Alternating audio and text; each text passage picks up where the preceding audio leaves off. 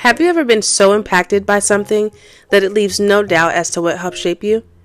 Welcome to The Blind Impact, a podcast where we talk about and uncover those moments.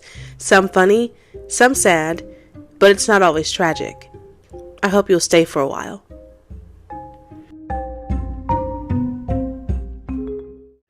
Hi guys, welcome to The Blind Impact. Today we're going to be doing things a little bit differently. We have a first-time emailer in with a story. Her name is Kay. Kay, thank you so much for listening to the show. Thank you for writing in. And we are going to just jump right in. Story begins like this. The time I went to the store and saw my aunt carrying a bottle in a brown bag to the car. She took that same brown bag and put it in her purse. The purse sits in her front seat with her, and we kids are in the back seat. This was when cars had the large bench seat as the front seat, the 80s. The front seat had a broken rail. This rail was so the front seat could be adjusted for the driver. Well, this seat would slide forwards and backwards ever so slightly when the car would accelerate or brake.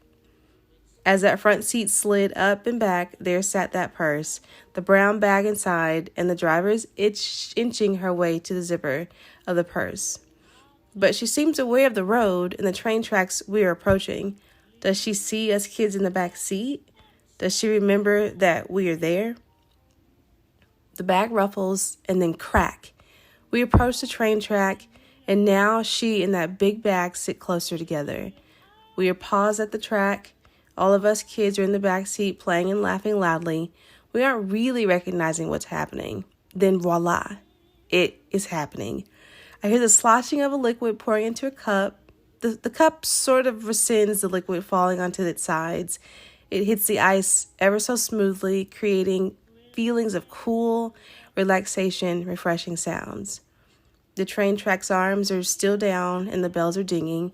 We are still in the back seat, laughing and enjoying ourselves so much. The sloshing continues. Then here comes the big sip. I stop and watch this action from my seatbelt and back. The sip grows longer. From that sip comes a huge ah. Suddenly she seems relieved, happier than usual. As she's giddy and she's laughing and singing with us. It's fun. She's fun. We all join in and sing some silly song. Now the bottle and bag are back in the safety and comfort of that black leather purse. The cars are rolling. The train's horn is still blowing its way down the tracks in the midday sun. The sips grow longer and longer. The songs get happier. We sing a little louder. Now here we come to the stoplights. The car accelerates, and we kids hang on for life as we try to beat a light. The sudden eruption of laughter comes from the back seat. This was a roller coaster to us, never even knowing the real dangers. Rocks beneath the tires grind as we pass up the driveway, and the car approaches our destination now. We come to a slow crawl. The brakes squeak ever so slightly, and now we have stopped. The aunt sits in the front seat and peers back at us from the rearview mirror. She asks, "Y'all all right?"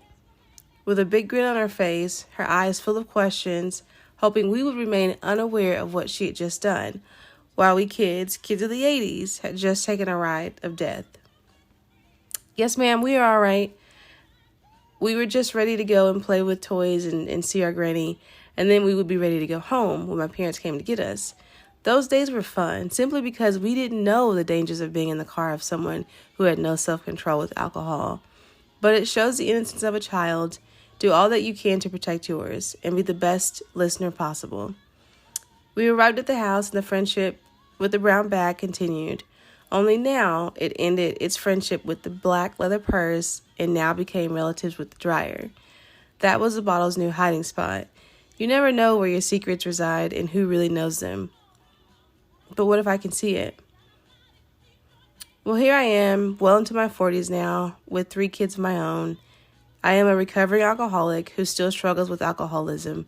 Neither of my parents drank, and in fact, it was never discouraged. Us drinking, but just never talked about. I never knew just how influenced I was as a kid, and seeing what I saw with my aunt seemed so normal. My parents didn't know that we had been exposed to that life, and I don't fault them at all. It is important to be sure to ask questions of your kids and how their day went. It's really a way to get the truth out of them about things. But what we thought as kids was fun and games, it could have taken all of our lives being in that car, or me possibly having dealt with liver failure and who knows what else. As of now, I am healthy and doing things to stay active and not run away from the fact that alcohol was a major presence in my life. So much that I would black out and forget to get my kids from school when my husband was working. My kids have forgiven me and my husband, although we have divorced, and we divorced actually later into my sobriety simply because it was too late by then. He had enough, and I couldn't do much to turn his disgust around for me. We do still deal as parents to our children, just not in the same home. He has custody of our youngest two, and I'm fine with that. You never ever know your children. You never ever know how your children will turn out. Spend time with them as much as you can. I had no idea I was so weak and influenced as a child. I only knew that I liked that alcohol made people fun. I didn't know it then. I didn't know then it could kill you. But this letter was just to share my story and to say thank you for the opportunity you've given us. I hope your show continues to grow. Best wishes, Kay. Wow, Kay, I really want to thank you so much for writing in your story. What a brave story to tell, and that's something that I kind of want to revisit the moment where you said that you didn't realize how weak you were and how influenced you were as a child. That's something that you are 100% entitled to be as a child. No one's looking for you to be some hero stronger than what you should be as a child. I don't know how old you were during this stint with your aunt, but you do have to know that you don't need to hold on to that, and it's okay to have been weak in that moment, because nothing more than that it should be expected from a child. You don't. But I don't know how old you were when you were experiencing these different car rides, or how many car rides you actually had with your aunt.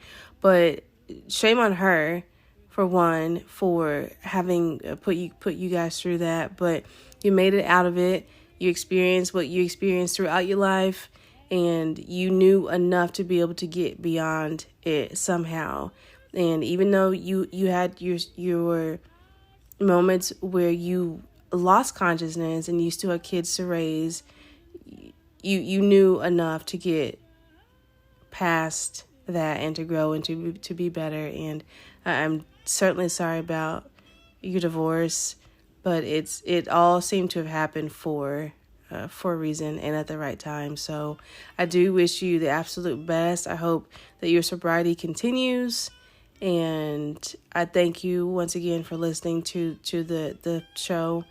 But please do not beat yourself up over what you experienced in life, because it's definitely made you and is going to continue to make you a better person. So thank you, Kay, again for sharing, and lots of luck to you.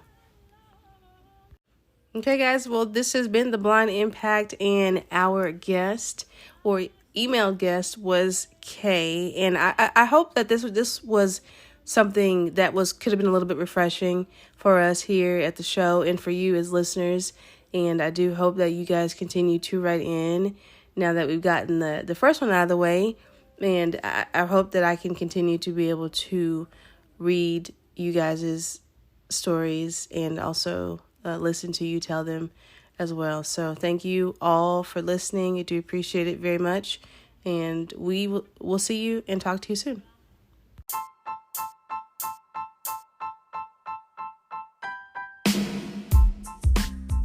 Thank you all so much for listening to this episode of The Blind Impact. If you like the show, please rate, subscribe, review, follow us on Spotify, Apple Podcasts, and Amazon Music.